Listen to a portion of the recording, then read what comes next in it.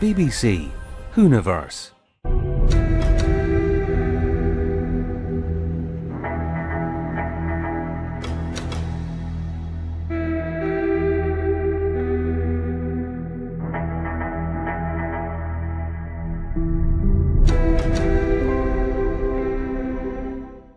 Hello and welcome to the ending, where we're going to briefly, in the next 4 minutes, talk about why I now think that a two-parter that I've seen so many people suggest would have been an excellent idea.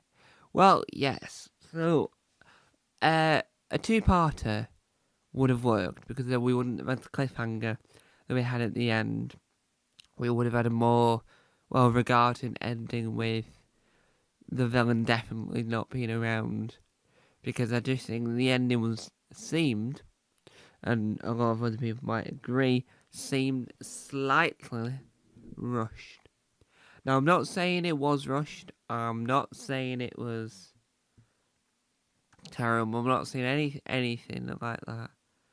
What I'm saying is that there might have been a better ending, and I think the Doctor Who Unleashed never really touched upon that fact at all. I think that it should have touched upon the fact, and it just never did. And I think that isn't a bad thing on Doctor Who Unleashed's part.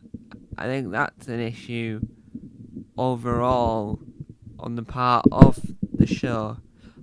And it's not a fault as in, oh, that's wrong. It's an issue as in, oh, that's wrong.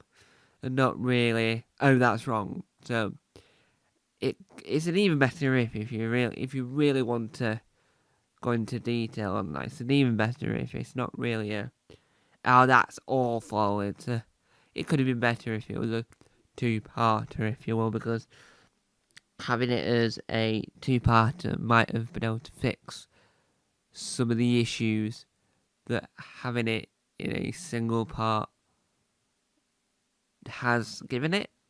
Even though it is a fantastic, brilliant, lovely episode, I do think the ending after Mrs. Flood just seemed a little bit like, oh, really? Oh. And it's not. That's the only thing that I think that could have been altered. We could have just ended after Mrs. Flood, and I think that would have worked slightly better. And I think it would have slightly had more authority to the ending that we were giving that villain in itself. And it's not an overall problem. I just think that the ending was a little bit rushed, and if you had it a two-parter, you could have then had what we had at the end a little bit drag on for a lot longer and then have it solved, really, instead of it just being, oh no, there we go, here we go again, which isn't what we want, really. And that's my overall thought, and that's what I think the overall issue is. The Well had a... We're just repeating what we said in the last video, really, for now, so that we get into the smooth and... Right, so... The very, very, very, very, very, very, very, very, very end, right? The most important end toward ends was two-partery, right? And this is what I hear a lot now. And I did some more research since the last part, or since earlier in the video if you're watching this on an Omnibus. You probably won't be watching it on a bus, but who knows.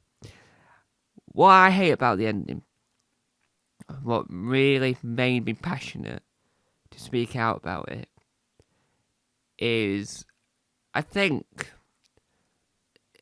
right, so you have the so-called ending to the story part before we just wrap up what the characters are up to next.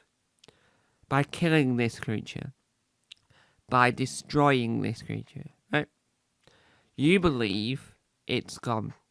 We all believe it's gone. But having it still knocking about by the very, very end just before the credits leaves too many unanswered questions. Makes me go, what? How? Why? Excuse me? What? How? Excuse me? Excuse me? Hey, Russell, I know you co-wrote this episode. I know the co-writer didn't want to show up in Doctor Who Unleashed. But why on earth did it end like that? I mean, it's not your fault, Russell. But, why? You gotta give me an answer. And I'm like, yeah, give me an answer. And Russell's like, oh no. Well, Stephen Moffat says it's the best episode since Blink. And I'm not gonna disagree. I'm gonna agree. Because I am agreeing. Not all the time, but 50, 40, 30% of the time, I am agreeing. And so, without further ado, you're not having a two-parter. And I'm like, what? Really, Russell? And scene. And that's what would happen if I had a conversation with Russell T Davis, but Russell T Davis didn't sound Welsh and didn't sound exactly like himself at all. So, jokes aside, I want to say that even though, and I said this is 73 yards, and I'll say this about anything else, even though I love the episode, there is flaws, and I think the ending, but not the ending. So, for anyone that doesn't know, the ending really should have ended with Anita Dobson. But then it goes on with itself. And I think that doesn't work. It works for Anita Dobson because then we get the TARDIS disappearing.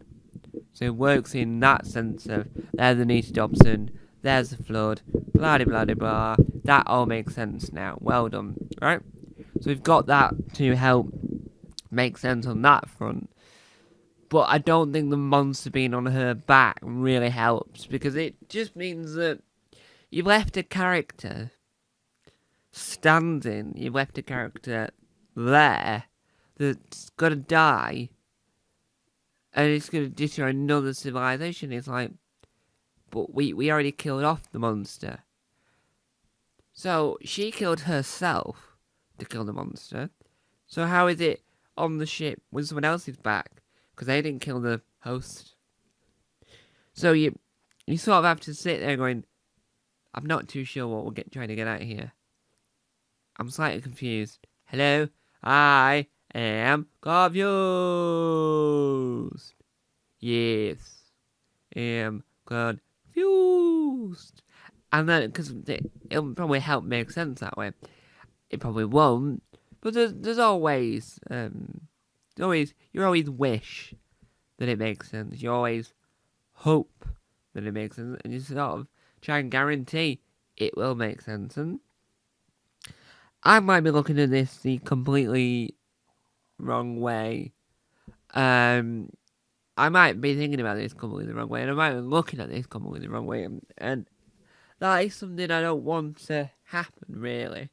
Is I want to be able to think about this in the same way as you would do most times. I haven't got an issue with this episode. I just want to make this clear. I think the well was great. I loved it. Wasn't as good as Mr. Ring-a-Ding Lux, Lux, from last week, but it is very close. I'm Mr. Ring-a-Ding and never hard nothing. And I just think the ending that let it down for me, right? If I ended up enjoying it, if I loved it, and if I enjoyed it at the same level as Lux, then yes, these films, part 1 and part 2, and the Omnibus, I don't forget my viewers are watching the Omnibus instead of the parts, I wouldn't happen. I just think it's not anyone you can complain at, is what I'm saying. It's just, if you just sort of get behind the scenes and really delve into detail what the writers were thinking at the time, then it will make perfect sense. And so, as we round off this semi-short video, I'd just like to say thank you for watching. Now, fun fact, I am not going to be here Saturday, Sunday, or Monday. So, if all goes to plan in the week, Saturday, Sunday, Monday should be omnibuses, right? Saturday should be this omnibus you're watching now. Sunday should be another omnibus, but I am going to, for the Monday omnibus or the Sunday omnibus, I'm going to go so far back in the archive, it's probably going to have to need a brand new intro from me to introduce said omnibus, including the brand new. Also, it'll be improved by adding the brand new title sequence, the brand new outro that wasn't there in that omnibus in them parts. So it'll all be improved really at that point. If that happens, I don't know if I've got any classic archived two-parters that never turned into an omnibus. I do think this episode could have been a two-parter. That is once I found that out, I thought that makes sense, because then you could have killed the monster even further on the ship. So that could have ended like that. I think that's another way of looking at it. The other thing to think about, really, in all of this, is that it's inventive and improves on the format, improves on the idea of what Midnight was, without destroying Midnight itself. And so, there you have it. Thank you guys for watching. Tatty bye now. Tatty bye now.